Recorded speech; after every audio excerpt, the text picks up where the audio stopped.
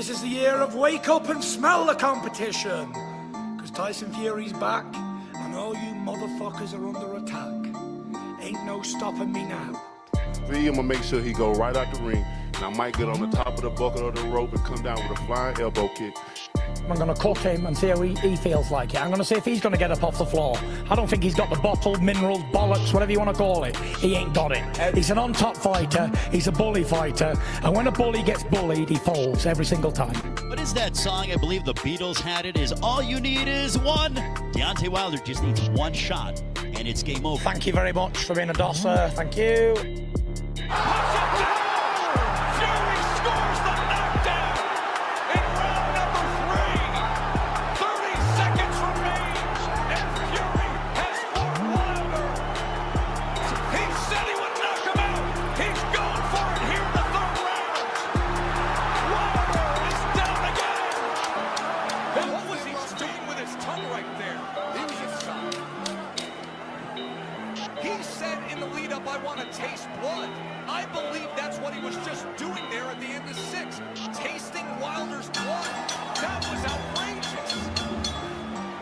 I'm just laughing because he got beat up so bad.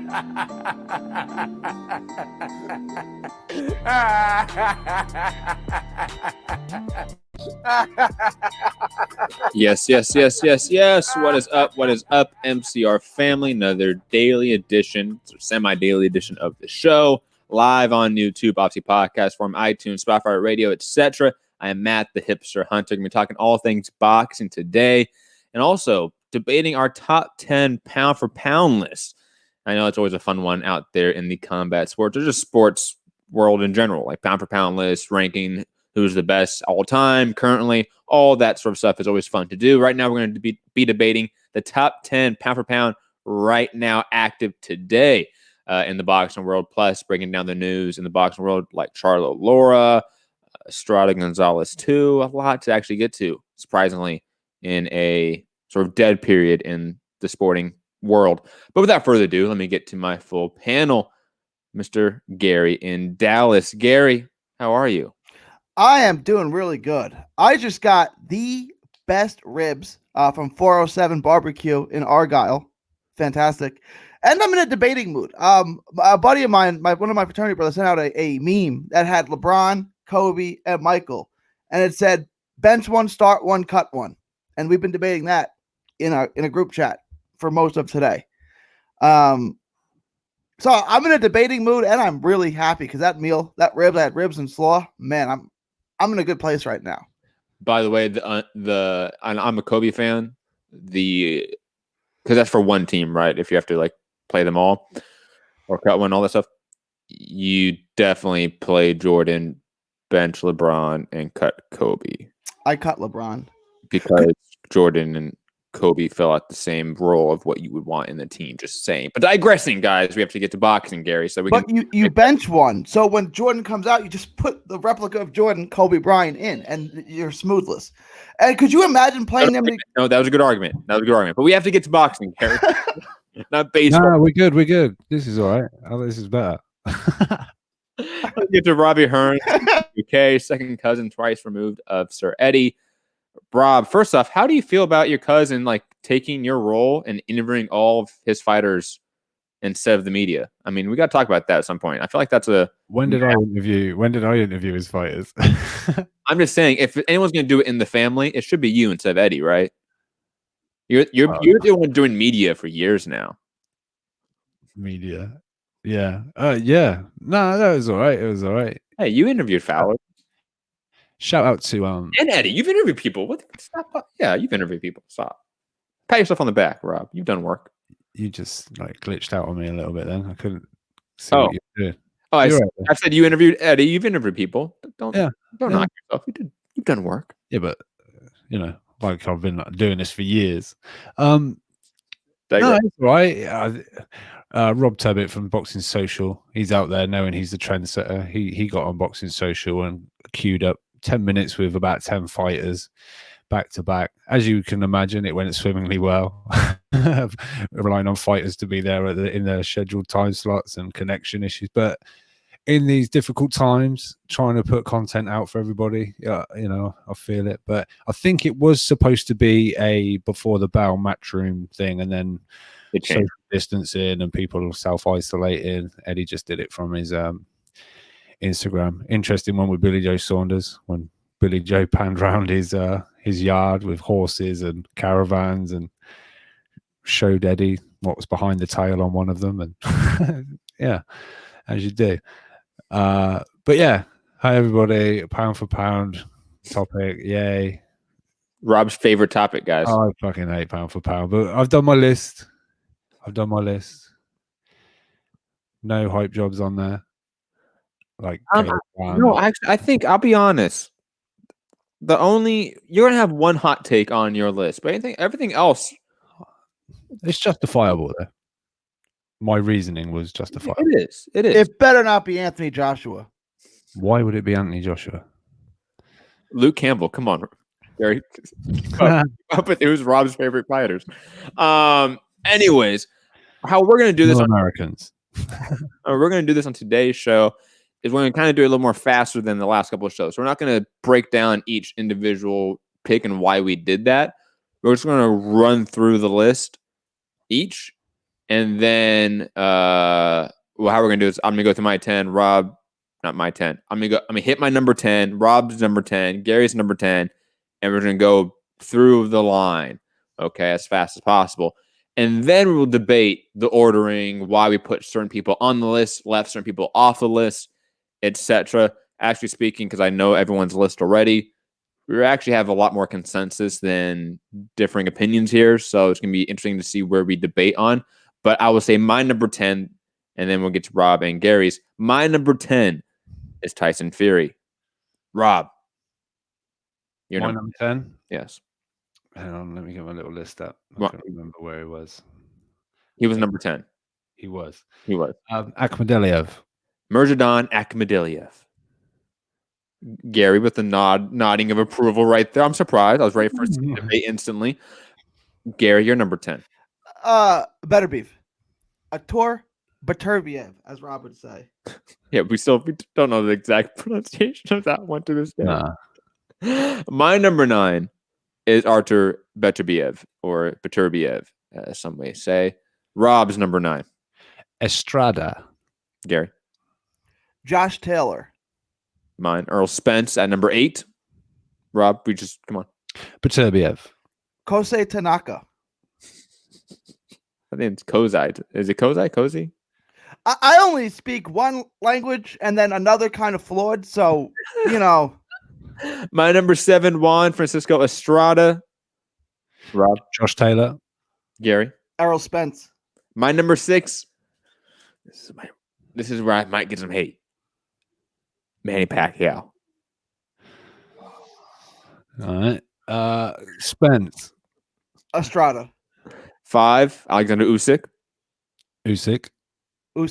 That was the one where we all... There was actually 3 people on this list where we all were consensus on in terms of the person and the placement, actually. Is it number 1, 4, and 5? No. Ooh, hot takes. Number 4, Terence Crawford. Lomachenko. Crawford. Number 3, Lomachenko. Crawford. Lomachenko. Number 2, Nao Inoue. Inoue. Number 1, Canelo Alvarez. Canelo. Now, for our cumulative list, guys, number 10, Manny Pacquiao. Number 9, Josh Taylor. Number 8, Artur Beterbiev. Number 7, Juan Francisco Estrada. Number 6, Earl Spence. Number 5, Alexander Usyk. Number 4, Terence Crawford. Number 3, Vasyl Lomachenko. Number 2, Nao Inoue. And number 1, Canelo Alvarez. And for the point total for all of them, you can see it right here as well. Now, guys, we had a basic consensus. Oh, sorry. Lost you there. We had a consensus almost on everything in the top 5, right? Like, the only thing we had a difference on is Rob placed Crawford one place different than the rest of us here, right? So I feel like we really don't need to debate the top 5 here. And honestly speaking, that's a consensus in all of boxing, it seems. The top 5 right here. Maybe the ordering of them, but these top 5 guys, Canelo, Inoue, Loma, Crawford, Usyk seem to be everyone's top 5. So we're not going to sit here and debate that, right? Unless we want to for some reason. Why Canelo is number 1 instead of anyone else? Why Loma might be above Crawford or Crawford might be above Loma? Maybe that's the one we had a difference of opinion on. But digressing, it seems like we have some issues, I will say, with figuring out the rest of the welterweight division and where they rank, a la Spence and Pacquiao. I think all 3 of us put Spence on our list. Yes, we did. In different placements. I put Pacquiao on mine, another welterweight. Another one, he's not on my list, but I want to talk about him, is Josh Taylor. He was on your guys' list as well. He was almost on my list. And even Jose Ramirez was almost on my list as well. Like, there was a period of time where he was on my short list. Those 2 divisions, I think we have a lot of debate about who is truly the pound-for-pound fighter in those divisions. So, guys, thoughts on the welterweight division potentially having 3 pound-for-pound fighters right now, and at least for us 3 here, a consensus 2 pound-for-pound fighters in Crawford and Spence. How big of a deal is that, and should this be more of a talking point that the welterweight division has such a pound-for-pound loaded sort of top 10, so to speak? It should be. Like, because this is like, 10, 3 of them are in one weight class. That's like De La Hoya, Trinidad, and Whitaker when they were like in the mid 90s. Like, look, guys, look at this. But they don't seem to be fighting each other, which is the problem, right? And now obviously Spence got the car accident. And now no one's fighting anyone because of the pandemic. But I mean, these guys, Pacquiao may have been on and off your list, but he's been in that conversation for a while. And the other 2 should have been on your list for a couple of years now. And like, the problem that they're not fighting each other is tragic. Like, it's if this was the UFC, they'd all would have fought each other by now, right? Mm-hmm. I mean, this is. I wanted to do a show where we name the top 5 fights we want to see. Just make them. They got to be in the same weight classes. Make the 5 fights you want to see. I would think some combination of those 3 guys would be on that list, right? Yep. And the thing is, those fights are makeable. Crawford and Pacquiao is makeable for years. Spence and Pacquiao is extremely makeable right now, but for some reason, we're just not getting them. There's someone in the chat is saying that Jose Tanaka should be in over Spence. I will say this: Tanaka is in one of our pound-for-pound lists. He's in Gary's list along with Spence, so that's completely possible. Tanaka is one of those other people that was on my short list as well. My issue with Tanaka is that Tanaka is missing legacy-defining fights. Spence already has a couple, and that's just the God honest truth. Like, Angel Tito Acosta is a great win. What was his last fight? Gosh, what was the one that was for the fight of the year 2 years ago? Why am I forgetting it? Jesus Christ. Gary, Rob, help me out here. Tanaka versus, what was it? Gary, he's in your list. It's not Vic Saluda. It's not that guy. Gary, he's in your list. Come on. My brain's gone. Gary has something going on right now. I'll look. Sorry about that. We're talking about Tanaka's wins. Yeah. Jonathan Gonzalez and Sho Kimura. Sho Kimura, thank you. There you go. Kimura was one of the greatest fights we've seen in some time. And then he had the Tagachi. I'm probably saying that wrong too. Yeah. Yeah. Who also fought Nao Inoue a long time ago. Tanaka, Sho Kimura is a great win. Great win. But it's not as good as Sean Porter. It just isn't. If Tanaka unified against like Martinez or even maybe Dalikin, for example, like maybe this is a different conversation. But he didn't do that. And that's just my perception of it. But Tanaka could be on this list. Like, he could. Tanaka also beat Fuentes. So he's got titles at 108 and 112. So Spence only has, look, they're both on my list. But the reason why I got Tanaka ahead of Taylor and Beterbiev is because he's got belts in 2 weight classes. Yes. And quality wins in 2 weight classes. I can see why you have Tanaka above Taylor for sure. Beterbiev, I don't know, because Beterbiev against Vasyl, that was a legacy defining win. I feel like those three are all interchangeable. Like Taylor's win over Prograis, I rank Prograis better than I rank Vasyl. Like they're tough to me. I would say that. No, I would say this: Vasyl had lineage by beating Adonis Stevenson. All the guys at 140 came up and got vacant belts. That's just a God honest truth. Okay, so there's a lack of lineage there, lack of legitimacy to their championships to a degree. You know, the same way like I knock Rob, but like Devin Haney or Shakur Stevenson, like they're a champion without any legitimacy to that belt because they didn't beat anyone legitimate to get that belt. Now, obviously, these guys have gone on to, like Josh Taylor and Ramirez have gone on to fight a lot of great quality opposition, but there's not that lineage, so to speak, from the division. Adonis Stevenson was the lineal champion. He was the champion forever in that division, one of the better fighters, and on some pound-for-pound list for periods of time as well. And Vasyl demolished him, retired him. And then Beterbiev came in here and demolished Vasyl. That, to me, is just, it's too eye-opening, even though I do understand why you would have Tanaka above those two guys or Taylor above Beterbiev. I understand the argument. Just because here's the thing about pound-for-pound lists. There's an argument for all of this. And I see people saying that they want to call in on Skype. Call us on Mixed Combat Radio, at Mixed Combat Radio on Skype.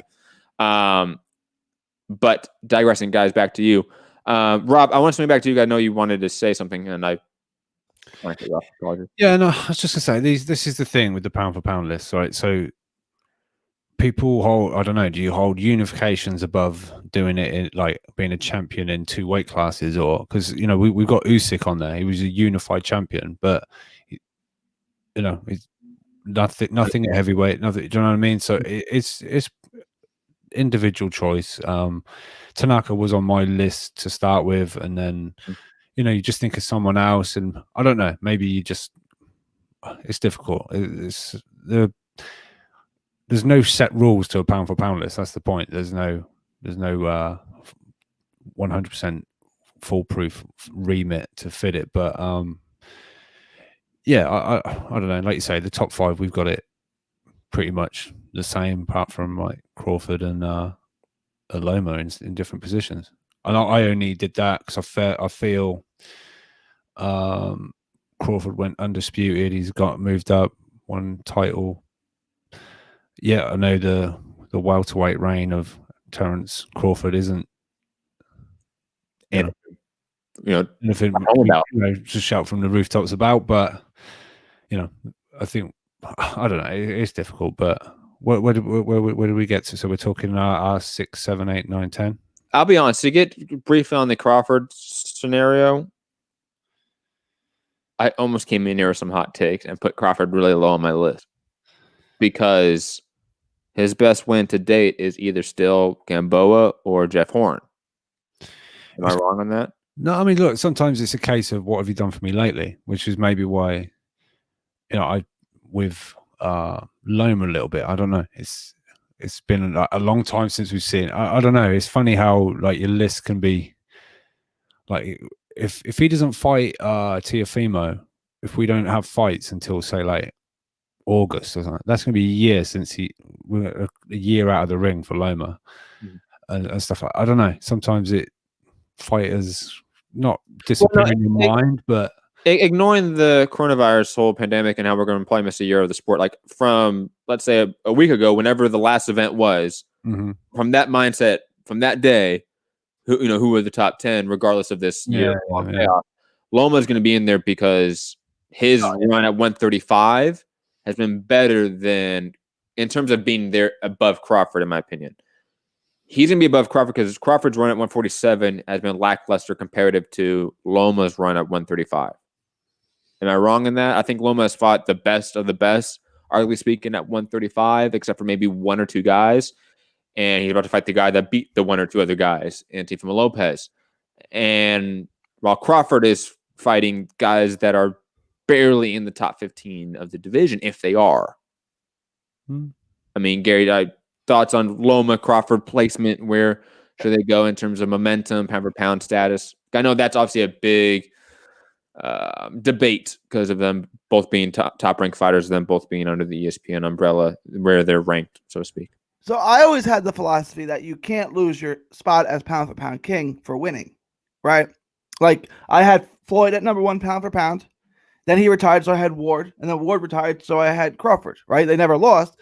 But then Canelo did what he did. And when he beat Kovalev, well, then I had to put Canelo at number 1. I had to amend that rule because Canelo has to go at number 1 because he just jumped up 2 weight classes and beat the king of 175. So then once I took Crawford out of the number 1 spot, now it's like, okay, these next 3 guys are all interchangeable. I think so. Then I just rated it by how much they've dominated through what the level of competition. And I thought Inoue was the most dominant, so I put him at 2. Then you're right. I would say Lomachenko's reign at 135 is better and more dominant than Crawford's at 147. So I put Lomachenko at number 3, and those 2, 3, and 4 guys are all really, really close. Mm-hmm. But that's the order that I put it in. Like Crawford, his last performance is not a pound for pound king type performance. It's not. He fought a borderline 15 guy. And yeah, he dominated the fight after a couple, 3, 4 rounds, whatever it was. But I mean, those first 3 rounds, I had him losing every single one. And he may have been dropped too. I mean, get up and finish him, which he did. But we're talking about being the best guy in the sport. And it is okay to have off nights. I mean, Ali had like an off night with Chuck Webner. I mean, that does happen. He came back with a tremendous night against Evander Holyfield yesterday. No, day before.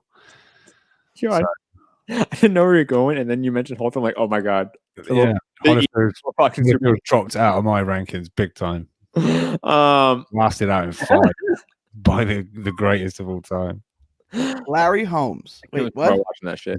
He's not in it. We got Butterbean in it. Don't worry about it. Yeah, Butterbean. Who Larry Holmes beat, by the way.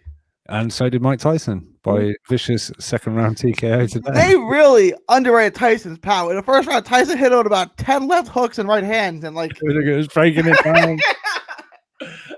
Matt Soul has left him. Love it. I agree with you, Gary, and a lot of what you say. Bringing it to some of our outliers here. Rob, you obviously have an outlier, and I have one as well. Gary has one, but I think Gary's is far more understanding.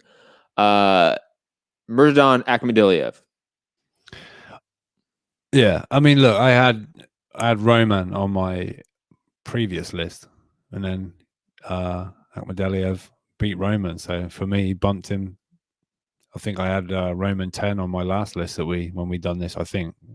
So to me, logic states Akhmadaliev bumps Danny Roman off for me. That makes sense. And quickly, we do have a caller on Skype. Caller, we'll get to you after we sort of get through our inner debates here. We'll get to you after that. So yeah, that's basically it. I mean, he looks a good fighter. It's early in his career, I guess, but unified champ now, I guess. So we'll see. I'm sure that he's going to be quite someone who might disappear off the list. Someone else will strengthen and move. You know, the list will move around. I mean, hopefully we don't do too many of these, but yeah. There's no other boxing going on. We're not going to do another one of these because the list isn't going to change. You know what I mean? Okay, then I hope we get to do one of these again real soon. There you go. That's what you should be saying. My outlier is obviously Manny Pacquiao, and the reason why I threw him on the list was purely because looking at the other welterweights on this list, he has the best win to date, or at least in recent times. I mean, his win over Keith Thurman is better than Spence's win over Sean Porter. It's better than Crawford's win over Jeff Horn or Jose Benavidez. Was Porter up all night the night before the fight, playing at the casino table and shit, or was he? Is it a better win or not? I don't understand that knock on Keith Thurman, right? Like, even when I hated him, right? Like, what do you want him to do? Like, he's got energy. He wants to. I mean, I don't know. Go to bed and save it. What if he's not sleeping? Right? I mean, he's got a relatively big fight the next day. Maybe his adrenaline's going. Maybe he's not sleeping right now. He has all day to sleep. It's not like he has to be up at 6 a.m. I can't believe we've turned you into a Thurman defender. That's unreal. I was defending that before I even met him, and I met him, and he was a great dude. No, Thurman's an awesome guy. Thurman's one of the nice people of the sport. He really is. Okay, I don't approve of the slander here, Robert. Okay. It was just a joke to poke. That was all. But Look, anyway. he could pound for pound be one of the best cruiserweights in the world right now. He's definitely going to beat Lawrence Okoli. No. I love going back and forth on Robert. But Manny Pacquiao, in terms of him being on the pound for pound list, I mean, how can I rank Crawford on the list or Spence on the list, especially when Pacquiao has the better win in the welterweight division the last 12 months than them? And obviously, you add his longevity, his full career, which is somewhat still relevant because he's still active in a top 3 guy in the division. So here's the thing. Crawford demolished Horn. Horn beat Pacquiao. Yeah, but that's where we get boxing math is bullshit. Because I guarantee you, Crawford doesn't demolish Pacquiao. That does not happen. Demolishes him? No, he doesn't demolish him. He beats him. I don't know about that. Jose Benavidez and Mean Machine Kavalauskas gave Crawford work. Is clearly leagues above them, and he just... I was about to say some real hyperbolic shit, but he, obviously beat Keith Thurman. There was really no controversial nature of that fight. He knocked him down and beat him up. Yes, Thurman rebounded in the last 5 or 4 rounds of the fight, put on a good effort, but Pacquiao won that fight and knocked down Keith Thurman. And Keith Thurman, in my opinion, regardless of the layoff, was the guy in the division. The best record in the division, clearly. And he beat him. Well, Spence beat the new school. Spence had, well, I guess Spence hadn't beat Porter yet. Yeah, so at that point, yeah. Yeah, you're right. Yeah, that had right. Keith had a yeah. Well, no, because Keith. No, it was Spence Garcia, then Pacquiao. Yeah, but I'm saying even at that point, Spence still probably had the better resume than Keith Thurman. He had the Kell Brook win. Kell Brook beat Sean Porter, which is no. Danny Garcia and Sean Porter is better than Kell Brook and Sean Porter. No, because Kell Brook beat Sean Porter. So Keith Thurman beat Sean Porter too. No? What was Keith Thurman beat Sean Porter too? Oh, I'm sorry, I misunderstood what you said. You said Pacquiao's resume. Wait, whose resume? Something's got over my head here. Whose resume is? You're saying that Spence's resume is better than Thurman's resume, right? That's what you claim. Yeah. I'm saying Thurman beat Porter and Danny Garcia. That is better than Brook Porter for Spence's wins. How is that better when Brook beat Porter and Porter beat Garcia? Brook was coming off of a loss. And a middleweight, bro. Come on. Dude, it doesn't matter. He's coming off a TKO loss and a broken orbital bone. That wasn't a great Brook. And even then, dude, we overrate Kell Brook big time. We have to be fucking honest about that. Brutally honest about it. Kell Brook's fucking best win is a boring ass decision against Sean Porter, and that's his only win of note. No, he beat Carson Jones. Taking that joke away from me. Come on, twice I think, right? And then what? Michael Zafara? He's the other guy that knocked Ricky Hatton out with the body shot. Vasyl. How do you say his name? Rabchenko? Not Rabchenko. Oh, he did beat Rabchenko, but I can never say this guy's. The one that Paulie got his belt from at welterweight. Slochenko? Oh, that motherfucker. He's got to win over him. I mean, he's got those type of wins. I forgot about that. Yeah, Sinchenko. Yeah, he's got those domestic level names. Come on, man. Stop. It's not better than Danny Garcia. It's not. And Brook's only win was Porter, and Keith Thurman beat Porter in a much better fight. Am I wrong? Special K is special. He doesn't have the resume. I'm a big Brook fan. I thought Brook was going to be the great welterweight, and he doesn't have the resume to back that up. So I can say all I want about his talent and skills. He doesn't have the resume. Because he does have talent and skill, but he hasn't beat anyone. And pound for pound list, we're talking about that. Resume matters, and Pacquiao's wins and who they have beat is better than anyone in the welterweight division right now. including Crawford, who we're ranking above everyone else for a lot of reasons that are purely talent right now. Because he doesn't have the wins. Like I've said, his best wins are still Gamboa. I'll add Ricky Burns to that list as well, because I respect Ricky Burns. And Jeff Horn. Those are his best wins. That's over a 5-year period. That's it. His reign of dominance as a pound-for-pound king has been Gamboa, Ricky Burns, or I should say Ricky Burns, then Gamboa, and then Jeff Horn. And then you add like Ndongo. That's a good win. Thomas Delorme. Ndongo's a fine win, but Ndongo's wins were against guys that Crawford had already beat. You were high on Ndongo, and that's not. I was. But we never called him a pound-for-pound cat. No. And I was only high on Ndongo because I picked him to win his upset win against Edward Tarnowski. I picked him to win. I was like, Edward Tarnowski's he's not a guy that should be holding on to a belt. He's going to lose it. And then Ndongo beat him. But then Ndongo's big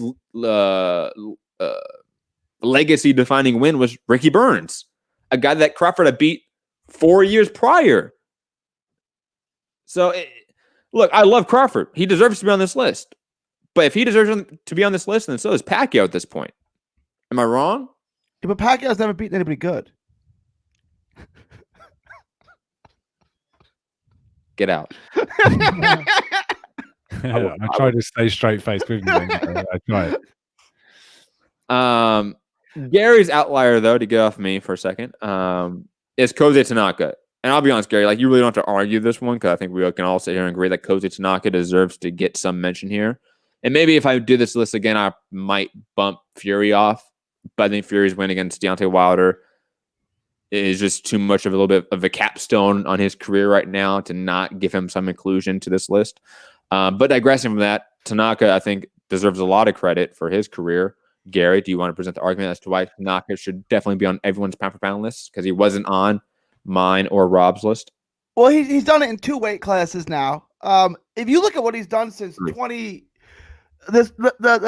most Fuentes fight was New Year's Eve of 2016, right? So we'll call it a 3-year span.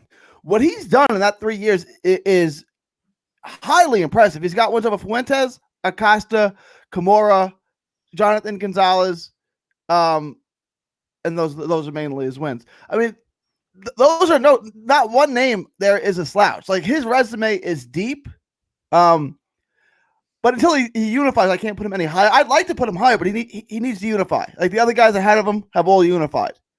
I can't wait for him versus Ioka. Cannot wait for that fight. That's a legacy-defining fight. Like if he wins that, he's for sure on everyone's pound-for-pound list. Do you think he wins that fight? I've been going back and forth on it. If Ioka wins, does Ioka go on your pound-for-pound list? Probably, yeah.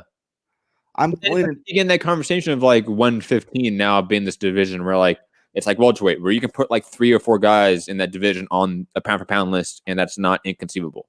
Just forget for a minute, like what makes more sense or what makes more money. Just if you got to play matchmaker for the day, would you rather see him fight Martinez or go to 115 and fight Ioka? Oh, come on, Martinez. Me too.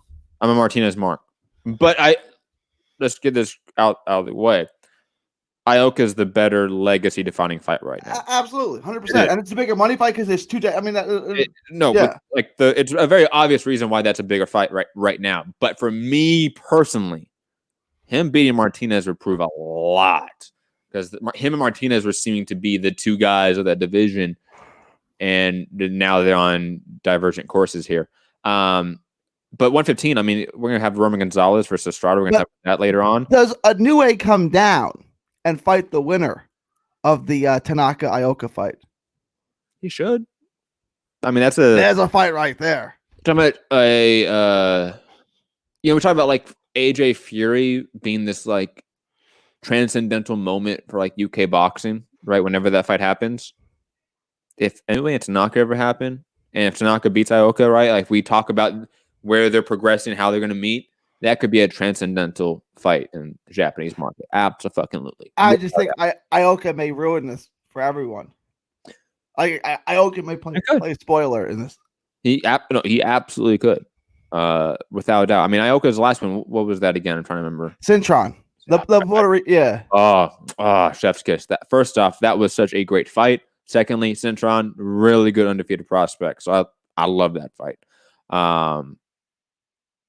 I'm totally okay with this. Guys, any other thoughts about pound for pound list? Because I mean, I'll be honest. I should talk about Tyson Fury briefly because I put him on my list. He's an outlier as well. He didn't end up on anyone else's list. Surprised though that he didn't end up on any of our lists because he was on all of our top 20 heavyweights of all time list, but he's not a pound for pound fighter. Weird. I mean, again, all the reasons why he should be on a pound for pound list are in the reasons why he's in a top 20 heavyweight of all time list. So check out that show as well. Did I do a all-time list of? No, I didn't. Right? Oh, sorry, you weren't on that. Sorry. Yeah. Gary, No, I think it did. Did I put Fury on a top 20 of all time? Gary and Santiago did. Ah, all right, it makes sense. We all three did.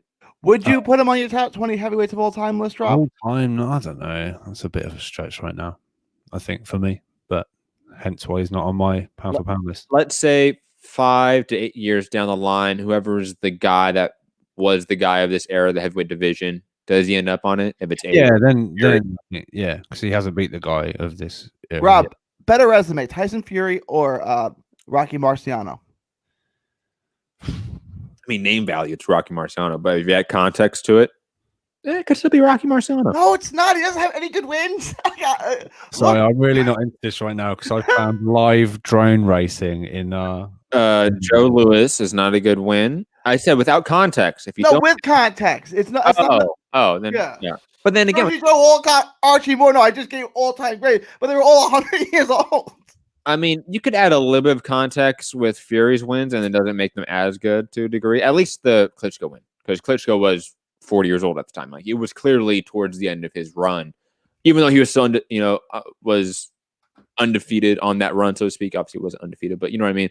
And came back and almost won a crown back. But. Yes, yeah. So there's a little bit of context you can do to disparage one of Fury's big wins, but even then, it doesn't matter. Marciano and Fury are going to end up on the top 20 list. Let's be honest. We want to get to this caller, guys, because he wants to apparently debate us about pound for pound lists. Yeah, I'll be busy watching drone footage. Drone racing. I haven't done this in a while. Are you there, caller? Elliot, I believe is your name. Elliot? Yeah. What's up?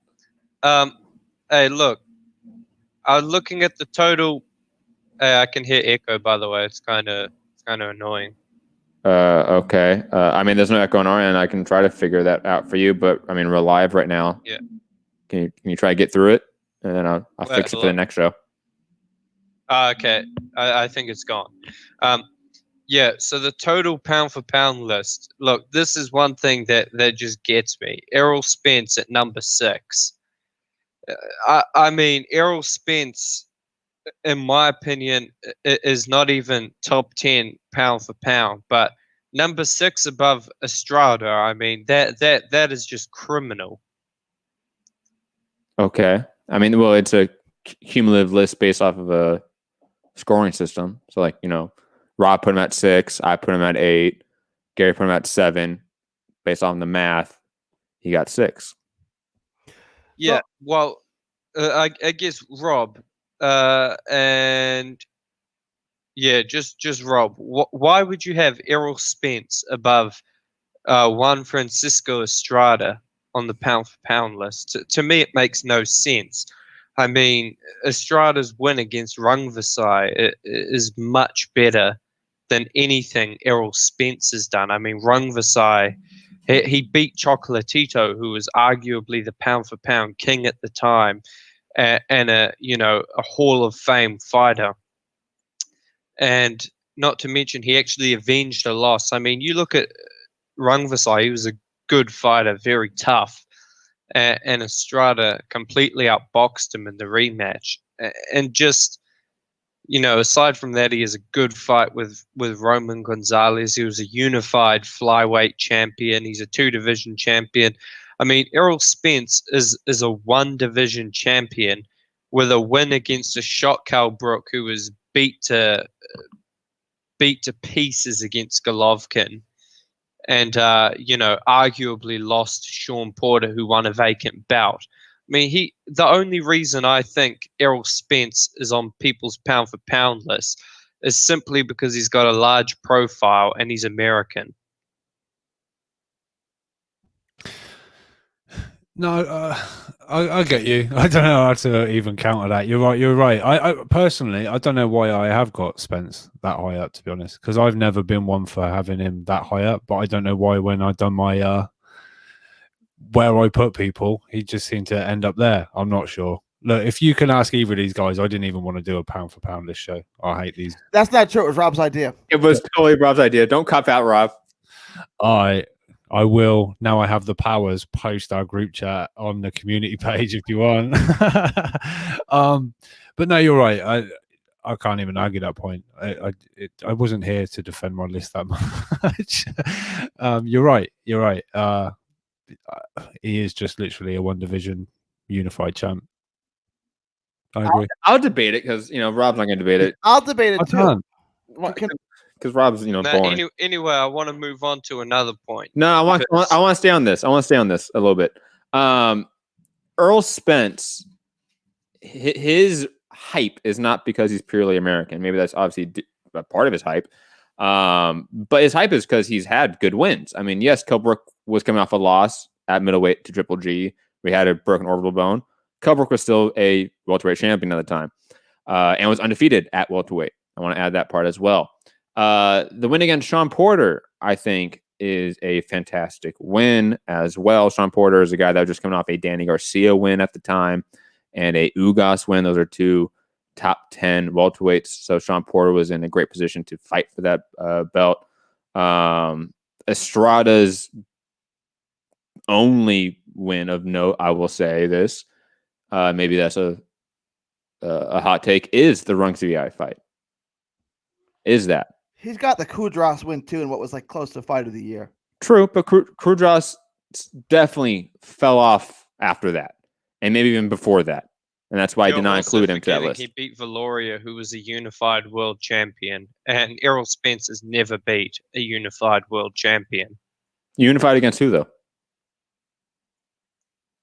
Yeah, look, just because we don't know them doesn't mean they're good fighters. No. It's No. Look, you don't. That's not what it's about. It's not about like a lower weight class. We don't know them. We're talking to somebody that likes the lower weight classes. I'm asking you, who did that guy unify with? That's relevant information. I feel like if you're bringing a stat in there to add context to a stat, is important in a discussion. There, Hernan Marquez. Okay. Who did he win his first belt off of? Yeah, I'm not sure who he won his first belt off. Okay. But look, the reason we know and we are so clear about Adrian Broner is a 4-division champion. Yeah. Context matters. Look, what I'm saying is the reason we know about who Errol Spence has beat is not because they're better fighters than these lower weight class guys, but simply because they're in a glamour division. 147 historically has been a very popular division. So, that's the argument you get from a lot of these guys who put Spence pound for pound. But you're admitting yourself that you don't know these guys. Well, I don't know all of them, but I sure know a lot of them. I mean, I'm going to say that the names that we just mentioned, you admit you don't know. Not all of them. Yeah, we know Estrada, we know Rungsvi, we know Kradras, we know those guys. Yes. Yeah, Valoria, Chocolatito. I mean, look, name me one win on Errol Spence's resume that is as good as Rungsvi. That's the best win of the bunch, for sure. He's also got a loss to him. He also lost to him. And Errol Spence has wins over Mikey Garcia, who is a pound-for-pound guy, who has quality wins over welterweights like Sergio like Lipinets, like Broner, and who did he just beat? Jesse Vargas. Let's even add like a Chris Algieri in the mix. Chris Algieri is a great level win, and B level is actually former world champ. Garcia was coming up 2 weight classes from his last fight. Okay, he's fought at 140 and he beat Lipinets. 40 before. He was coming up 2 weight classes from his previous fight. Errol Spence had a huge size advantage. Was there even a rehydration clause on that? So? No. Was there rehydration clauses in the Rungsvi fight? No. No, and So why does it matter for one fighter than Estrada? but not the other? Rung Vasyl is a huge super flyweight. Yeah. And with the rehydration clauses for that fight? I can't remember if there were a rehydration clause for the Rung Vasyl fight. What, the second Estrada fight? Yes. Look, I agree with you that Estrada should be ahead of Spence. I agree that his resume is better, but I think you're being a little bit disrespectful to Errol Spence. Errol Spence beat a pound for pounder Mikey Garcia, who was on everyone's list. He's got wins over Lamont Peterson, who beat Danny Garcia, and we give I know he didn't, but he really did, who beat Danny Garcia, and that was Keith Thurman's claim to fame. 35-pounder. Dude, these happen all the time. Do you know boxing history? You know how many guys? First off, all these divisions are new that you're bringing up as like these intermediate divisions. You go back to the 60s, 50s, 70s, 80s even. These divisions weren't even existent. They weren't even in existence at that point, okay? You had guys jumping up from middleweight to heavyweight to fight back then that we talk about. We talk about Gene Tunney fighting Jack Dempsey and beating him twice. Gene Tunney jumped up from middleweight for those fights. Let me ask you this. I mean, at some point here, dude, like that's a real like fourth order issue that Lamont Peterson, his best fight's right 140. Doesn't matter. He was at 147, and that's still a great quality win still. Let me ask you this, Elliot. I don't think it was a great quality win. You bring up Valero, and you can't mention any guy that he beat, and you say you don't know any of the guys he beat. He beat Ulysses Solis. He's got good wins. Valero's got good wins. No, Valero does have good wins, but he can't mention any of the guys he beat and know them. And he beat Hernan Market. Okay, that's fair. He doesn't know them. Let me ask you this: Is Terence Crawford deserve to be on this list? Is Terence Crawford a good welterweight? Yeah, I have Terence Crawford. I think I have him number 5 pound for pound. Who's got a better win at welterweight, Mikey Garcia or Terence Crawford? Well, I'm gonna go with Terence Crawford on that one. Who would win? Who would win? No. Who is that win? Jeff Horn? Yeah, Jeff Horn beat Manny Pacquiao, who Jesse Vargas failed to beat. And I actually do think Jeff Horn beat Pacquiao. I scored at 7-5 for Jeff Horn. So did I. But no, I had Pacquiao, but I had 7-5. I had Pacquiao winning. Sean Porter is still the better win. Sorry, I thought he was talking about Mikey Garcia's win. I said, who's got a better win at welterweight, Mikey Garcia or Manny Pacquiao? Or Terence Crawford. Mikey Garcia's got a better win at welterweight. I'm talking about Mikey Garcia. We're just talking about Spence and Crawford. I was just talking about Garcia. No, ignore that. Okay. Who has a better win in the welterweight division, Spence or Crawford? Well, I'm gonna say, I mean, I'll give it to Spence, but okay. I mean, I actually thought Sean Porter beat Spence because I don't. Just so many. I don't think that. Yeah. So who has a better win overall in their career then? Crawford or Spence?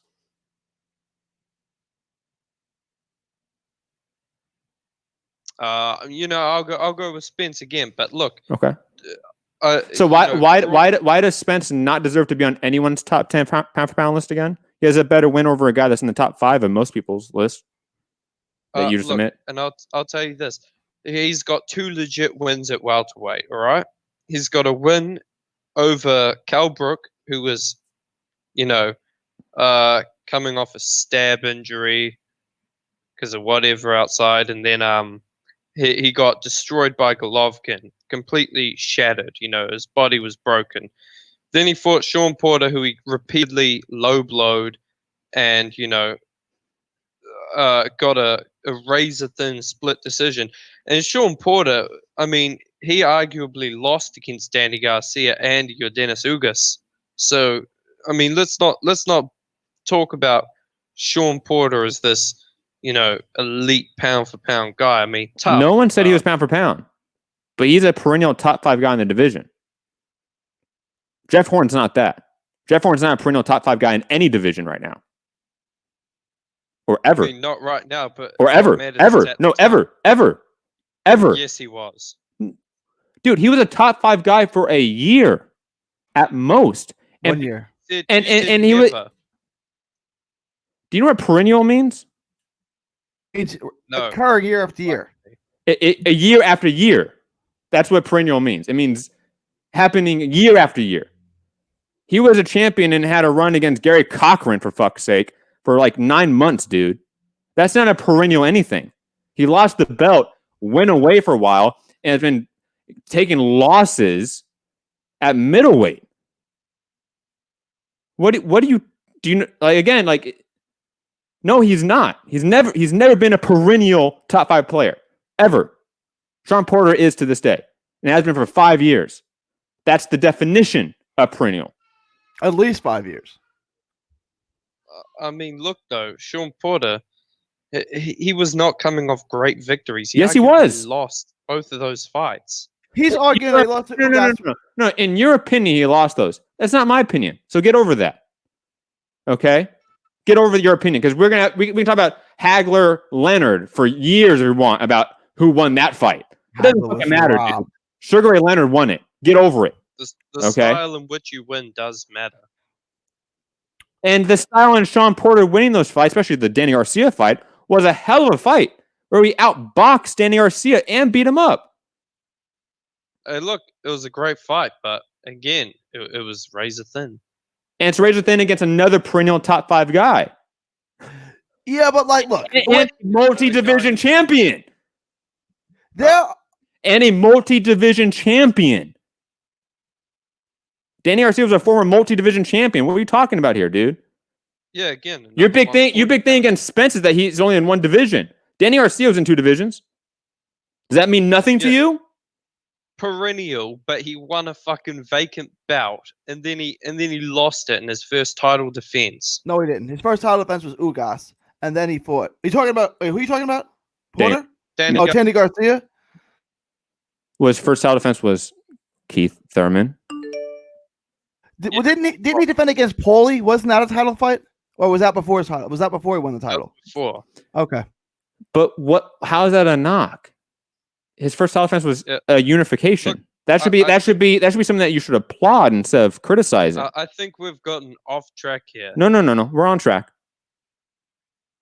No, I don't think so. No. Look, hey, the track is what I determine here, Elliot. Okay, I'm the one conducting this train. Okay, so again, your argument for Spence not being on anyone's top 10 pound for pound list is that he's only in one division, right? That was your claim, and his wins are meaningless, or like, because you said that his wins are better than a pound for pounder in Terence Crawford. So I'm just confused here what your actual argument is. Can you make it a little more succinct here? Why your argument is that Spence should not be on anyone's pound for pound list? Yep. He's beat 2 active world champions, all right? One of which was coming off a devastating KO loss and moving down 2 weight divisions from his previous fight. He then fought, Ocampo, I think. Not a great fight. I mean, doesn't do much. Then he fought Lamont Peterson, who was pretty much coming off a 1-year layoff, and moved up in weight. Was not really a 147. Moved up 3 pounds. Moved up 3 pounds at the back end of his career. So and then he beats Mikey Garcia, who again coming up 2 weight classes. Was getting the shit beat out of him by Orlando Salido. And then he fought Sean Porter, who, that was a great fight, by the way. But again, Sean Porter arguably beat him. Errol Spence, he arguably lost that fight. So he doesn't have a clear, defining victory over a really top-tier guy like Estrada has over Rungvisai. But he has one over Crawford, though, right? Because you already admit that he has a better one than Terence Crawford. Yeah, the difference is, though, we're not just going to go by who has a better win. I mean, Crawford's beaten more active world champions. He's a 3-division champion. He's unified an entire division. There are other accolades But who are those champions? What wins were they coming off of? Because you add a lot of context to Spence's fights, but zero context to others. You just want to spout off stats without any context. You know that, right? He beat Ricky Burns in I think it was Scotland or whatever. Mm-hmm. He beat And Gamboa wasn't for a title. He beat Beltran, tough guy at 135 pounds. Moves up. I think he fought Delorme for the title, the vacant title, or Hank Lundy. I forget which one. He then unifies against Postol, who was a tough competitor coming off a career best victory against Lucas Matisse, where I'm pretty sure he was the underdog, and actually he upset the odds and stopped Matisse. Oh, okay.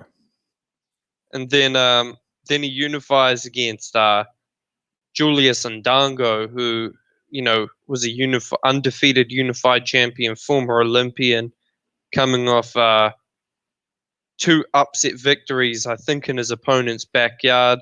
He then moves up and fights Jeff Horn, a huge 147-pounder who beat the legend Manny Pacquiao. People would say that's a faded Manny Pacquiao. However, Manny Pacquiao went on to beat the guy who was whooping up them PBC boys before he got whooped by Pacquiao. So, I mean, look, Crawford's resume, when you put it in context, it ain't the best, but I mean, I'm moving on. Elliot, did you hang up on him? Yeah. Have a great day. We have another caller. I just look, man. Like, clearly the dude has some bias against PBC fighters. And I get like some PBC boys, like we get it, dude. We get it, man. His argument against Spence, like on paper, okay, I get it, but like he's also like not giving Spence any of his credit that he's giving the other guys credit for. You know what I'm saying? It's like, be consistent with your criticism. Estrada should have been higher than Spence. No. I think me and Gary admitted that up front that Estrada should be higher. I did. I mean, we all admit that, but to say that Spence does not belong on a pound for pound list, I think is absurd to make that statement. No one's saying he's pound for pound number 1. To say he's not on a pound for pound list is fucking absurd. We have another caller though before we get to the news out there. This caller I want to say is Mark. Am I wrong? Mark. Mm-hmm. Yeah. I've a question because I was just listening. When did Gene Tunney ever fight at middleweight? Against Terry Greb? No, never fought Greb at middleweight. All am I thinking of Harry Wills then? Am I thinking of Harry Wills? Might be mixing them up then. I might be thinking of Harry Wills. You're completely way off.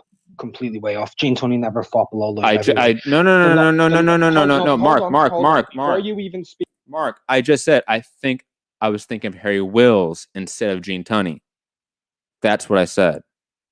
Because Harry Wills, great heavyweight, but I want to say he lost to Harry Greb. Is that his only loss? Sorry if I mix up a lot of guys from the 1920s and 1910s. I'm sorry, Mark, if that happened. I apologize if that really upset you. Back to you, though. That's farcical. I'm just going to say it right now. Gene Tunney's lightest weight he ever fought at 165. Mark. I've already said Mark at middleweight since 1899. Mark, I've already said it's not Gene Tunney. I was thinking of Harry Wills. Yeah, and Harry Wills never fought below heavyweight. He fought Harry Greb. You want me to look this up right now? I can look this up for you, man. Oh, Mark just hung up. Okay, Mark, bye. I mean, you're muted, by the way, Gary. Muted. Yeah, when Tunney fought Greb, they both weighed about 170 pounds. So, I mean, yes, that's a heavyweight fight technically, but no, it would be a light heavyweight fight. A light heavyweight didn't exist back then, so it would be yes. Like they're 170. I don't even know if Greb weighed a full 170. Like I don't know if they have, if you can look that up, but I mean, I was right that they fought. And he just is upset that I was wrong by 10 pounds and it was a catch weight? That's what Mark's upset about? I don't know.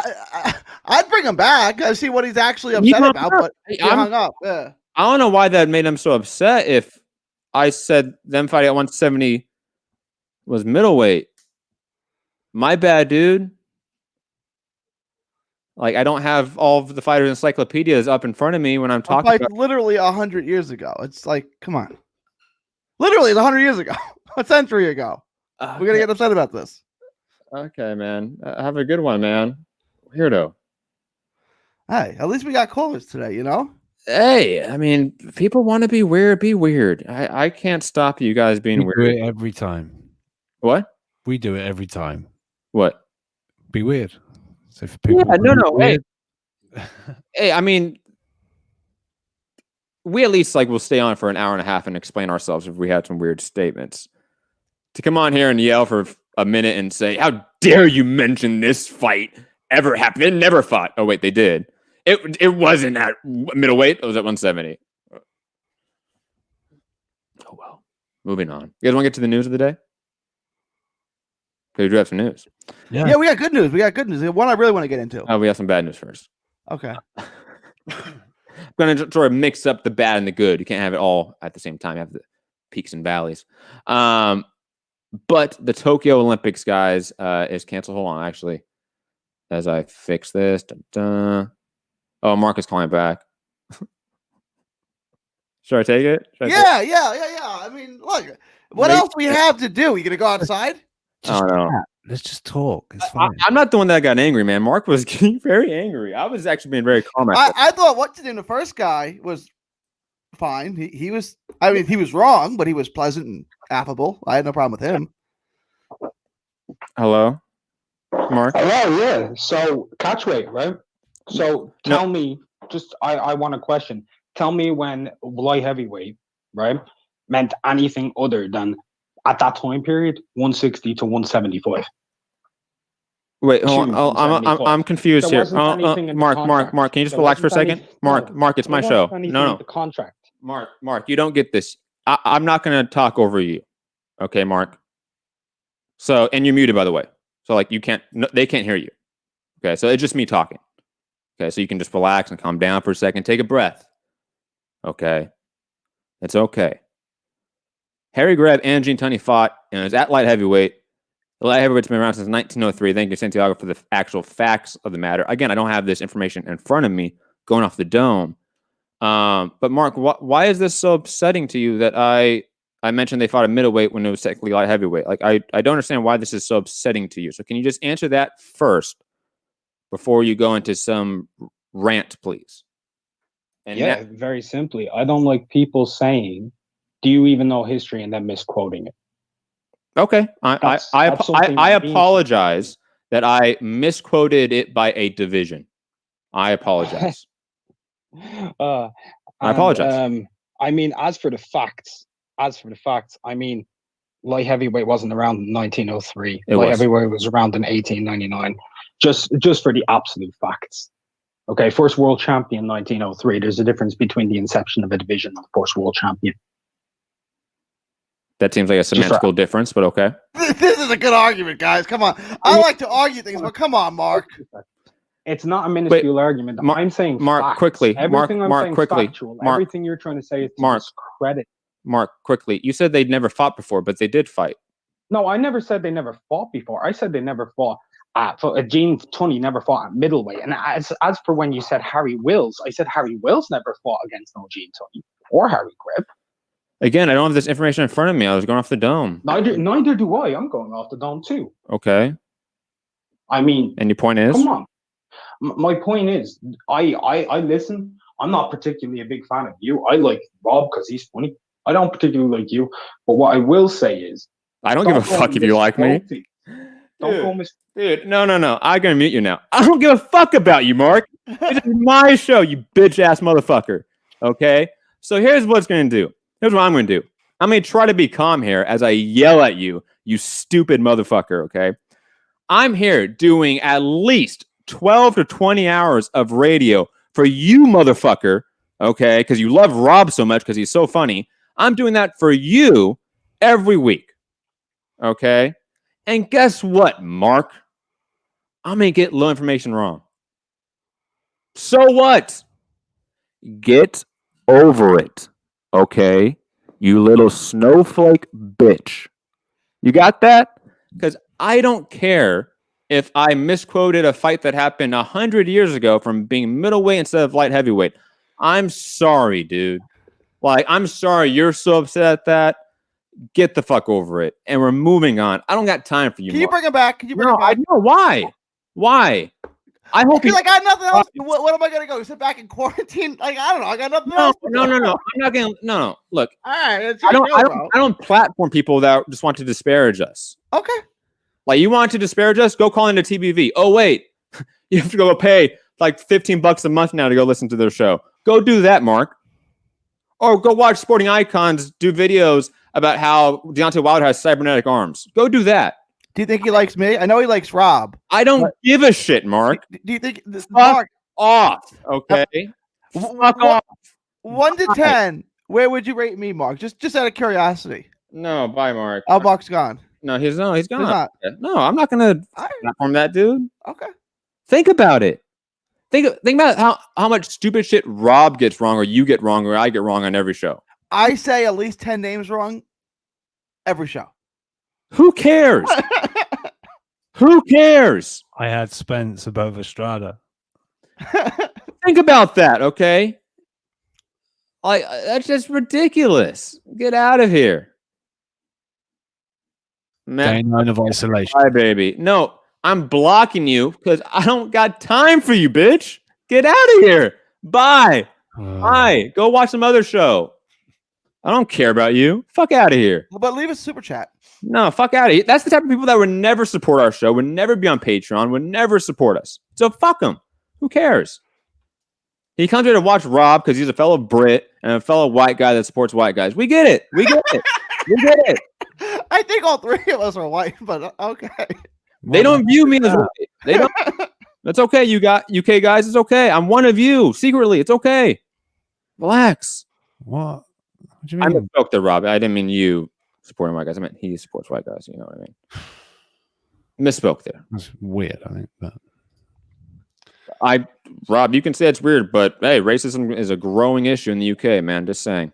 Tokyo Olympics postponed due to the coronavirus. And this is especially important because good old Gary was really hyped on Keyshawn Davis going to the Olympics and getting that gold medal. Not happening anymore. Keyshawn Davis contemplating going pro as a result of this. So, guys, thoughts on the Olympics being canceled and thoughts on Keyshawn Davis not getting that chance to get that gold medal, most likely? Well, it's being postponed till next summer, right? Yeah. Okay. So, I mean, it just pushes everything back here. The only problem is like guys like Keyshawn Davis. What are you going to do? Are you going to sit around for another 15 months? Or are you going to wait for boxing to come back and take your money? Me and Rob talked about this yesterday. If I'm Keyshawn Davis, if I'm managing his career, go take your money, kid. You don't know. This is not baseball. It's not golf. The market being the way that it is, you got to get your money while you can. This is the hurt business. You don't know what tomorrow brings. Go get your money. So he can no longer be a star in the sport. I mean, he can still be a star in the sport. His path is just going to be different. He needs that gold medal, though, right? Does Floyd Mayweather have a gold medal? Does Manny Pacquiao have a gold medal? Wait. You can't get that off, Gary. You can't get that talking point off. Why not? Because your entire reasoning as to why Keyshawn Davis was going to be a star is because he's going to end this drought for men's boxing to get a gold medal, and that was going to be a catalyst to him being a star. Yeah. Not saying that's not relevant anymore. No, that was his platform. That was his roadmap. That was his blueprint on being the next superstar. He can still become a superstar. It's just going to take more time now because he's not going to have that catalyst. There's other avenues to get to stardom. It doesn't have to just be a gold medal, although a gold medal would help, right? There's other avenues to get there. You can knock everybody out.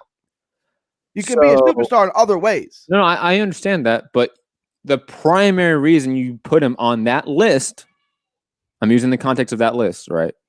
Not just him being a superstar, period, at some point. Just in the top 5 of your list of the next superstars, you put him at number 5 above other guys that I think it was Haney or Shakur. Haney was the one I left off. How how does this not affect that? It does affect that. Okay, so like he is no longer on your list. Let's see if he actually goes pro or if he waits till the 2021 games. If he waits till the 2021 games, I think that's good because he's got another year to get better. If he goes pro, no, I got to take him off my list.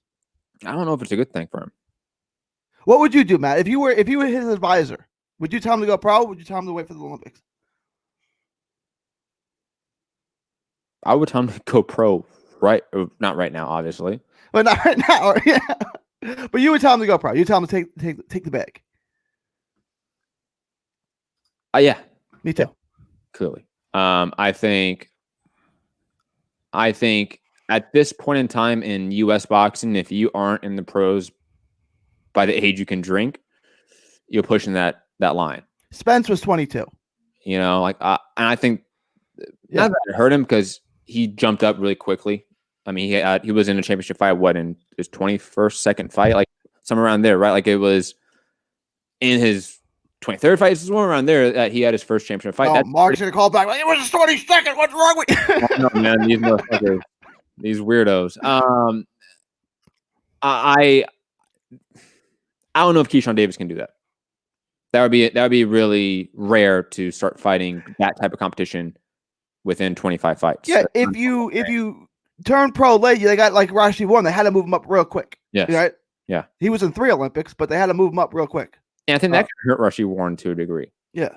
Because he's taken some losses. Maybe if he was entering the pros at the age of 21 years old, it would be a different story instead of like Conlon, I think, is the worst example where he entered the pros at the age of 26. Like, Sean's going to be 22 if it doesn't. Yeah. I think he's on that line. That's what I'm saying. That you can't have the conversation because he's on that line. If he was 23, it would be an automatic pros. But because he's 21, turning 22 by the time of the next Olympics, you could push it. But I've always been of the mindset that at a certain threshold, it doesn't matter in terms of being a superstar to be an Olympic medalist. It just doesn't. Like some guys, it takes forever if they have an Olympic medal. Some guys, it takes really quickly if they don't have an Olympic medal. Like that seems to be a irrelevant piece of information for the casual fan base. He's the same age as Devin Haney. Keyshawn Davis put that in perspective. Yeah, and Devin Haney is at how many fights on his pro career? Like 20, 21. Yeah. I don't know. But no, I don't know. I think he can obviously it sounds like he's leaning towards going pro anyway, so it doesn't matter what I think, but I would stick around. He's trained all this time for it. I think there's a story there as well. If it does happen to be the infamous Cuban across him for the gold medal, and he was to turn what a story that is going into the pros, which was why I would put him on my list because it's a great story of a guy that beat him 3 times, a great amateur fighter. Yeah, I'm going to make him a star though. I just mean it. Get him it's a good story. The only thing it would do is give him a little bit better, either of a signing bonus or a first contract sort of threshold. He could minimum. He could demand a title shot in his second fight. How much money does he get paid for? And Golden Boy might not get back to him. How much money does he get paid for winning a gold medal? I think regardless, zero, right? No, there's monetary stuff. No, he does get paid. I mean, from the what's the USA Boxing? Yeah, USA Boxing does pay their fighters. Oh, that's true. But only for the World Boxing. Will the world's I don't know. No, because Cam Newton made a living out of it. Not Cam. I'm gonna go Cam. Awesome. Yeah, awesome. Cam, that's why. Cam Newton, awesome. He made a living out of being an amateur boxer. So I mean, he can do it. It's not a lot of money, but in terms of what his signing bonus would be if he got a gold medal or just the medal period, I mean, you're talking about a 6-figure difference. You are. It's like on that level, that's when you start maybe leaning towards going to the Olympics in 2021, but he's still going to get a huge signing bonus regardless. He's still going to get a huge contract regardless, in my opinion. But it's like in college football when like there's a junior quarterback or a redshirt sophomore quarterback, and they say, well, should he go pro now or should he try to be the #1 pick next year? He should just go pro now because you don't know what's going to happen. Maybe he blows his ACL out, right? Like, just go now. Just take your money now. And another thing is this market. And that's the other thing. Yeah. And how much money is being thrown out to fighters, God knows when that's going to dry up. and you might want to jump on that ASAP, depending what it looks like in a year's time. But if I'm Keyshawn Davis, I'm thinking I'm waiting until boxing's back in rotation and everything's back to normal before I start thinking about that, to be completely honest. Like, I'm not making a decision in the meantime, waiting. I'm waiting till boxing's back up and running and then making my decision then. Because the landscape could be completely different, right? Let's say the market does collapse, so to speak, boxing post this economic collapse. And then it would be beneficial in terms of a signing bonus, etc., to go to the amateurs or the Olympics again and try to get a medal, because not everyone's getting those great contracts and signing bonuses like they are right now. This market's gonna not be like this forever, not much longer. So if you can get your money while the money's good, you should not pass up on this market, is what I'm saying. No, yeah, absolutely agree. Let's talk about, in lieu of the whole COVID-19 issue, WBO have announced they've canceled all of their sanctioned fights through June 2020, which obviously includes the Neal Inoue fight and others. And others. Don't forget Joshua. The big... Joshua's already pushed back, wasn't it? Or not officially? No, not officially. Yeah, they're muted dates, but yeah, now this, I'm sure that, or does it go ahead on the date but without the WBO? It's an IBF mandatory, so maybe it doesn't matter for them to defend that belt. You know what I mean? So it may not matter for that. Yeah. But regardless, you're right. I mean, fights from all over the board in terms of the Joshua fights to the Inoue fights, everything is going to be canceled, scheduled, or rescheduled, etc. because of this. And the WBO seems to be understanding that. Good for them. I think that's good for the sanctioned bodies to be aware and have stances regarding this. Moving on from that, because we don't need to dwell on that. But a fight or a conversation we can talk about now is Zanfer Promotions talking to Dan Rayfield saying on Wednesday, or is it this Wednesday? No.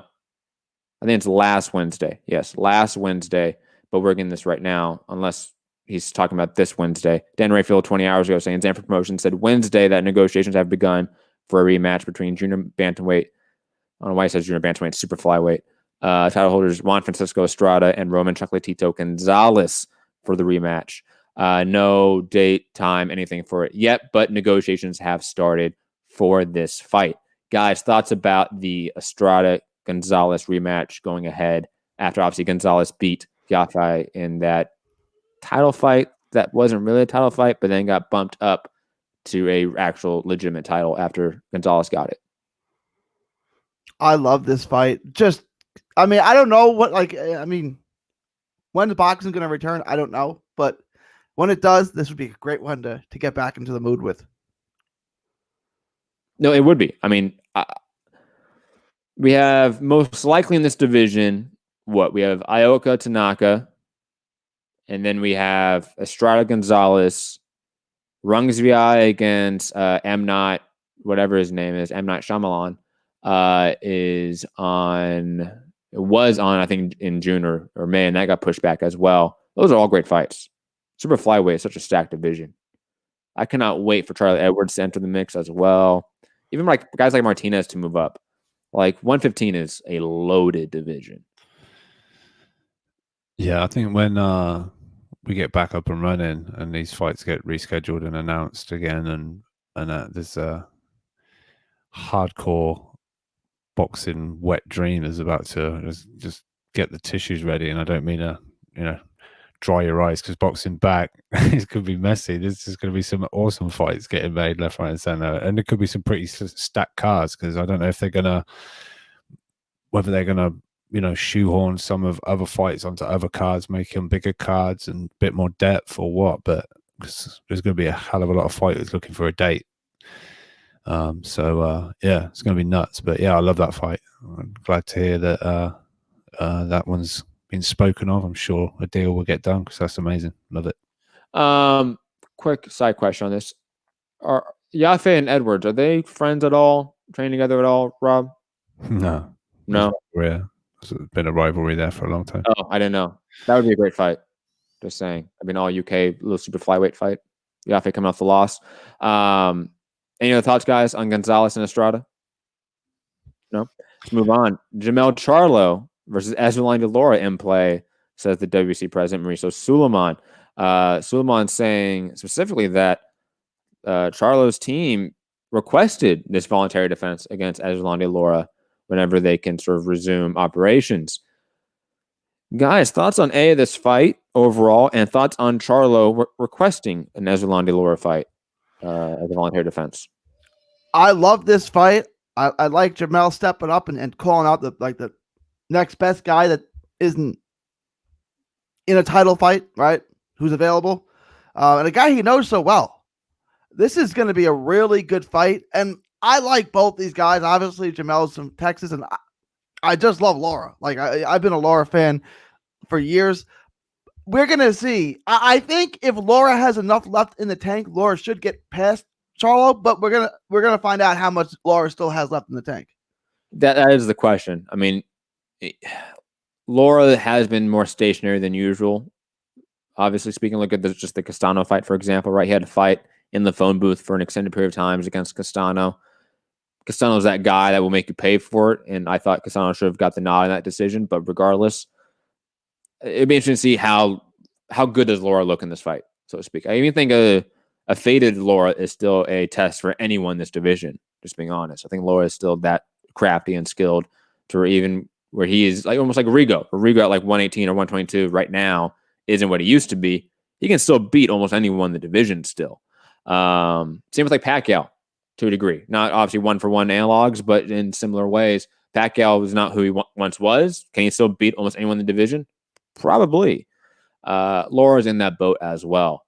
And like I said, I think either maybe it was it to you guys or it was on social media, but Laura is still that guy that adds legitimacy to your reign as a champion. Like he makes you a legitimate champion because he is the real only veteran of the division that has this long tenure in the sport that can add some gravitas to your reign. Rosario can't give that to you. Hurd can't give that to you. J-Rock can't give that to you. Even Charlo can't give that to you. But Laura, he can still give that to you. Rob, thoughts on Charlo, Laura? Yeah, I like the fight. Strange one, like this was requested by them, but you know, whatever. I think the fight will be good. It'll be a good. Lara's, I don't think quite what he was. I think we've seen him a little bit more. Although it was against Canelo's brother, right? But his feet a little bit more planted and a little bit more, you know, which we usually see, I guess, with fighters maybe losing their wheels a little bit as their careers go on. But no, I like the fight. It'd be good to get that one scheduled early. Would that be Fox? Was it mentioned as, or was it mentioned what? No, there's no network mentioned for, I believe. This could be a Showtime one, though, I would assume. Yeah, because Espinoza reckons he's coming back with a great schedule but I don't know. No, it wasn't Garcia Redcast type fights, great fights like that. No, I don't know, but that wasn't meant to sound as sarcastic as it probably came out. But you know, we'll see, because I don't know where things lie. You know, the whole sporting landscape's all messed up, right? They could lift up the curtains to go, but then suddenly there's a whole bunch of NBA games to be played. There's not going to be a lot of places, you know, you can put fights in and stuff. I wonder if, like, let's say we hit September, right, and sports is all of a sudden allowed to come back. Like, what does the NBA do? They just have to ignore the season, just like act like it doesn't happen, right? Like you can't then resume your season when NFL is going right now, college football is, like Rob says. If we hit a point where then all of a sudden every sport's trying to go on at the same time because there's been a drought of making money, there's been a drought of just, you know, attention, what happens then? We're going to have the Olympics going on. Say 2021, summer 2021. The Olympics is being moved to that. The Euro soccer, you know, football, Euro 2020 was being moved to 2021. Both summer tournament. It's got to be nuts. I know they're in different areas and maybe different times and stuff, but I mean, we're in for a feast of sport at one point. We've had a drought. We're going to get it crammed in everywhere. It's going to be crazy. Let me address that, right? So the NBA pushed everything back 3 months so that would take us to June. I think if we're not ready, they'll play games for a while with no fans. And then once we get to the playoffs, their plan is that they'll be able to have all the fans back. So let's say that's July or August. And then they'll kind of truncate it and kind of like, instead of playing 2 games a week, they'll play 4 games a week to try to shorten it, but still have all the fans in by the time we get to the playoffs. You know what I'm saying? They shortened the season back in like 2011 or 2012, and they were playing they played 5 games in a week instead of 3 or 4. I think they'll do that. They'll pack more games in with no fans. And then once we get to the playoffs, let's say but they'll have it all done by the time the NFL starts, right? Which is usually the second week of September. But they'll pack it all in. I don't know. Or maybe they'll say, "Hey, NFL, can you push your season back to a week or 2?" It doesn't matter. People will watch your product whenever, so just push it back a week. I don't know. I just think it's gonna be. Cause I don't think sports resume all summer. I think we're going to hit a period where it's all summer without sports. You don't think NBA will go back for a month with no fans? Okay. I could be wrong. Yeah. I could be wrong. I just see the trajectory of where we're going, and it's not going to get better anytime soon. And I think a 3-month window for things to return to relative normalcy is being optimistic, to be quite honest. That's why I think more than likely September, the fall, is when things resume. I think it was Bob Arum talking about Wilder Fury 3 being pushed back, right? Or Fury Wilder 3, I should say. Yeah, it's like October time-ish. Yeah, he was saying we're going to October, fall is when we're going to look to make fights again. That's a long time from now. That's 9 months from now, man. That's like a season. We're running out of topics. Call it off in spring and we'll come back in the fall. There's a whole summer in the middle of that. That's crazy. Yeah. Moving on for my UK listeners. Moving on, unless anyone else has anything else to say. Let's get to this funny topic and we'll get to some sad topics. Dylan White out there calling out UFC fighters, saying, quote, I can't believe I had to say this. Quote, "I'll fight Stipe Miocic. I'll kick him in the face. ... Yeah. I'll fight UFC." It's like saying I'll fight NFL. What the fuck does that even mean? One boxing, one MMA. Tell Dana White to hit me up. I'll fight Francis Ngannou. I would lick him down. Pause. Rob, before I finish this quote, why is that a saying in the UK? What? Like lick him down? Like I don't think that's a UK thing. Like how you're not taking ownership of it. I've never said that to anyone. I've never said that. Well, not with him in it anyway. No, I don't know whether there's some of his. That's not a UK slang. That's not UK slang. Not in my area of the UK. But is it UK slang, not just? I mean, I can kind of understand what he means by it, but no, you beat him up. I'm assuming, like give him a few licks, like an old school timey thing to say. Do you think Benson's? Do you think Benson's had a typo and it's kicking down? No, I really don't think so, man. I think Don White said this shit, man. Yeah, probably. Maybe it's the Caribbean side of his, I don't think so. I don't know. This is crazy. Look, first off, Dylan White calling out UFC fighters or being asked about UFC fighters, stop. Just say no comment and move the fuck on, please. Yeah. We don't need to hear about this. I mean, guys, talk about it, I guess. But I want to talk about mainly just to make jokes about, quote, I would lick him down, end quote, pause. Because that is just, man, that is some shit talk right there, guys. That sounds like raunchy, naughty time. Yeah. I don't want to comment on that. I mean, look, that's between them. I mean, that's between them. Oh my God. That was so good. Some sad news to get to. Otto Wallin, unfortunately, has said he's been experiencing symptoms of the coronavirus. He explained that he's lost his senses of taste and smell, and that his mother's sick as well. And his mother's boyfriend tested positive for COVID-19 by way of TMZ Sports, and we're getting by way of Michael Benson. So thoughts and prayers to the Wallin family right now. And it did look like over, I think it was either yesterday or maybe a couple days ago, that the boxing community lost its first member due to coronavirus. Patrick Connor writing, well, boxing fans have finally hit us. The IBRO sent out an email that unfortunately BWA member and former fighter Ron Ross succumbed to coronavirus. So rest in peace to Ron Ross. And just a obviously tough time for the entire world right now. And it's obviously going to affect our community as well. Last sort of semi-topic to talk about, and then we're going to head out of here. Ballmer, what's his first name again? Steve? Is it Steve Ballmer? Steve Ballmer, owner of the Clippers, is going to buy the Forum in Inglewood, California for $400 million, making a whole new arena there. And the only reason I'm bringing this up is because I will reiterate, guys, the Forum is where it's at. Okay, so all promotions out there, Golden Boy, Matchroom, especially Matchroom because they give us credentials all the time. Please put more fights in the Forum. It is one of the best arenas in the world. And the fact that they're making another arena next to it while still keeping the Forum, bravo, Ballmer.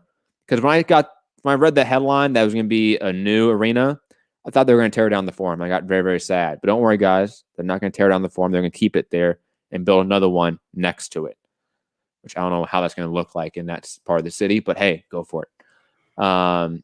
Guys, any other thoughts on topics today before we head over?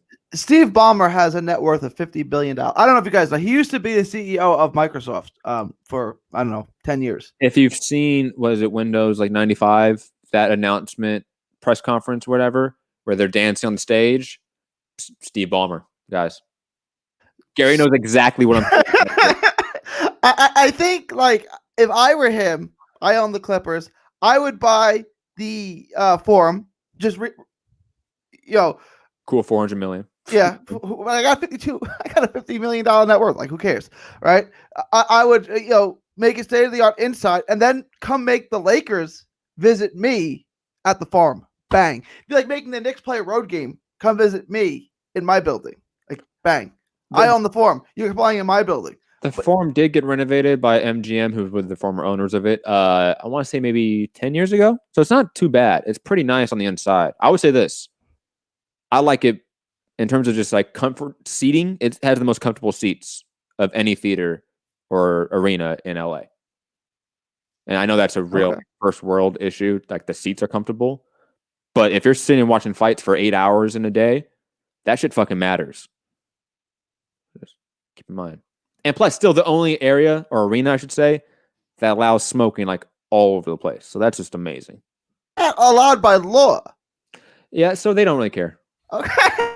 Because like the Forum has a like veranda, I think is what it would be called, like around the outside, around like the entire arena. Okay. And it's a small, like, 11, 15,000 person arena. So you can just quickly get from your seat and walk outside to the veranda or whatever it's called, have a smoke, and go back inside. No issue. It's what everyone does. It's what the StubHub used to do because it was an outdoor arena. You just go to the top, but then they outlawed that in the arena. And that means I would never go back to that arena in my life. The StubHub? Yeah. They outlawed. Go back to the StubHub. They don't really put fights there anymore. But if they did. But they put the shit fights there. Yeah. Like, what was that one fight that had like 5 people there? It was like a Golden Boy event or a Top Rank event, remember? It was like a Miguel Berchelt fight against some guy, I want to say, and it was it was. It wasn't the Sosa fight, was it? Was it Berchelt versus Sosa? It might have been, which is sad because that was a semi-decent fight. Paul Williams fought Margarito there in one of the great welterweight fights of all time. One of the most underrated fights. Like, go back and watch that fight. That is such a great fight. It is. Do you think Margarito loaded his gloves in that fight too? Do you think this is like an ongoing thing that he's always done and he finally got caught? Probably. Or at least for a period of time.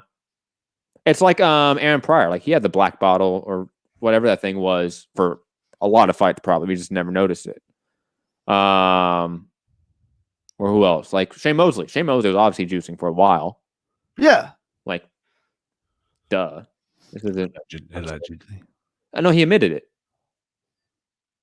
It's not alleged. He came out. He admitted it. Yeah. He does a lot. You could go when you get off the show. When we're done with the show, go YouTube Shane Mosley steroid investigation.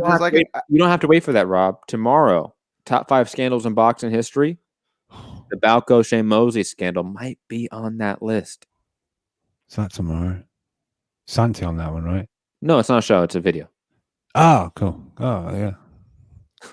I thought it was a show. I'm like, oh, man. No. Read. Have I got to read? No, I've been doing way too much research and compiling too much B-roll footage from the Vietnam War protests for us to not make that video. See, this is what